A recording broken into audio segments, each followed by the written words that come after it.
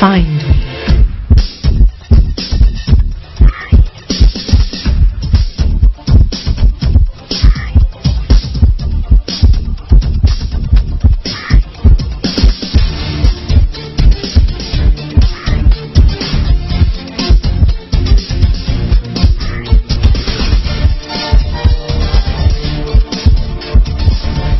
Hello everyone, this is Kelly Snyder with Valerie Graham with Find Me, Police Psychics and More, produced and broadcast by the Zeus Radio Network for Hear Women Talk. Today's return guest, the first time ever, is DAZ Smith. DAZ Smith joined us a couple weeks ago. We were talking about remote viewing, and he is back by popular demand. We had a ton of questions that came in, some during the show and then a lot after the show, trying to figure out all the different types of remote viewing that there are out there. And then, of course, my question somewhere in today's show is there's psychics out there that don't refer to themselves as remote viewers, but they, when they're giving their information to me, they talk about stuff that they see in their visions. Well, in my opinion, that's remote viewing, but not in the protocol sense, just obviously the definition of it.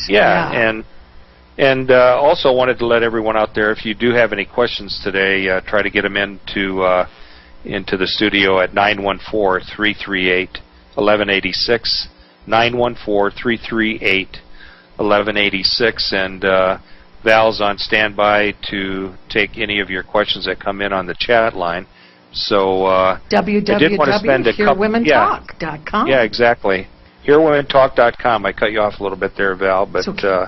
You're used to that. Yeah, so anyway. I got to fight for this, I know.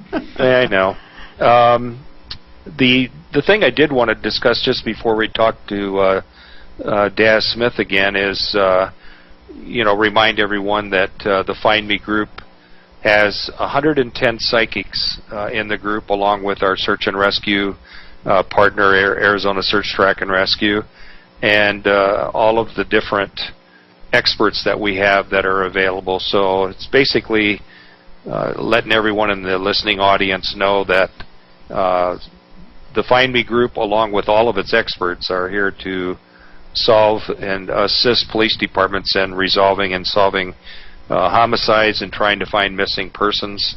We don't get in the police cars and drive around with them. We just provide information and anything else that we can provide to them, including our dogs, etc. So, and Kelly, I think people need to know that you do not charge when the families call you.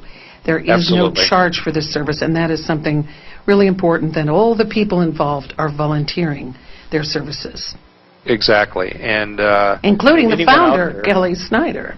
Well, exactly. I mean, it's something that we are obviously doing this because we believe in it, and so it's important that people understand that we're all here doing it for the right reason. And obviously, you're not going to get a lot of fame and fortune out in this business. But with that said, I did want to get back with you, DAZ, and like I said, by popular demand, everyone was trying to figure out all of the different RV systems. So if you would, just as a refresher, go back and give us your version of your training, when it started again, and then how you got trained, the different protocols you had to go through. And DAZ, before you begin that, so many people ask questions like, is this real?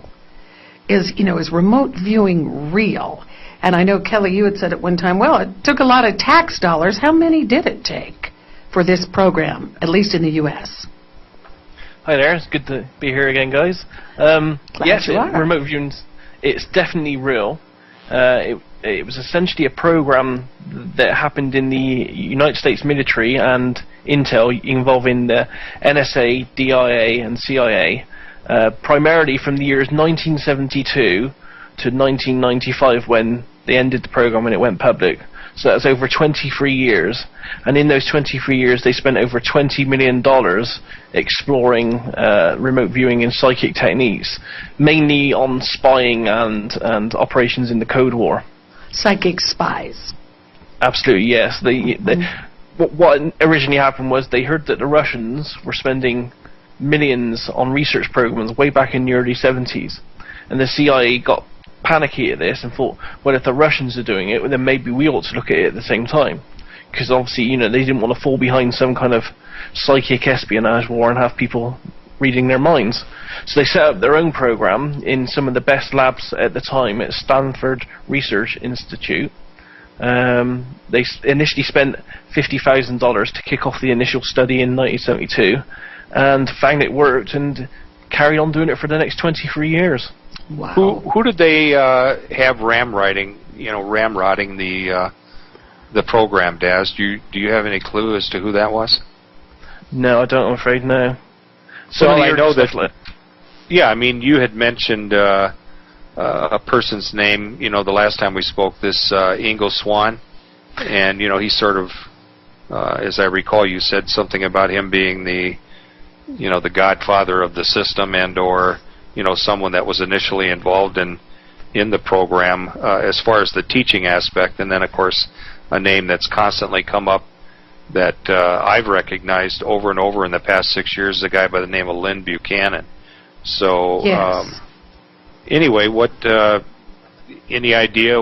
I mean, you said it started at Cambridge University, so they must have had someone that was in charge of the program, but you just don't know who it is at this point?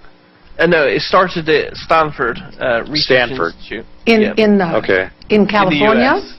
Yes. Yeah.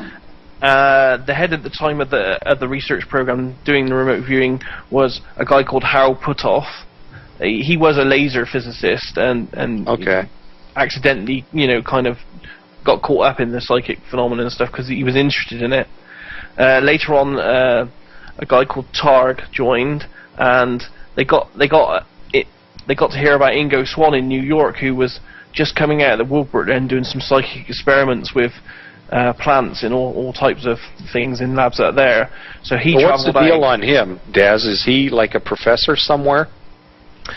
No, I don't think he is. He's an artist from New York who is a natural psychic. He's wrote about 8 books that people find on the internet, and they're classics. And in fact, one of them, where he talks about remote viewing the moon and looking at aliens and all this kind of stuff, is such a classic that it's out of print, and you have to pay thousands of dollars to get hold of it. Guess not, Kelly. Well, that'd be a great Christmas gift. Yeah, start absolutely now. Great collector's item. Yeah, and Ingo traveled to California, and essentially they used him and dissected him in his mind and how it worked. And Ingo's a bit of a genius because he was able to, for the first time, tell the investigators what he thought was going on in the mental processing in his mind when he was doing all the psychic experiments. Okay. Because he managed to do this, him with funding from the US military then came up with their 6-stage process called controlled remote viewing, which was the training method they then taught to soldiers to teach them, you know, to remote view and to be better psychics. Okay. And that's the CRV, controlled remote viewing.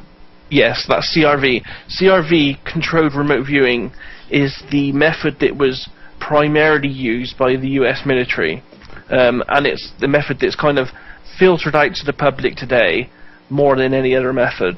It's a 6-stage process. Each stage builds on the one before, and it's very hard. It's very long, and you know, very hard to learn, very wordy.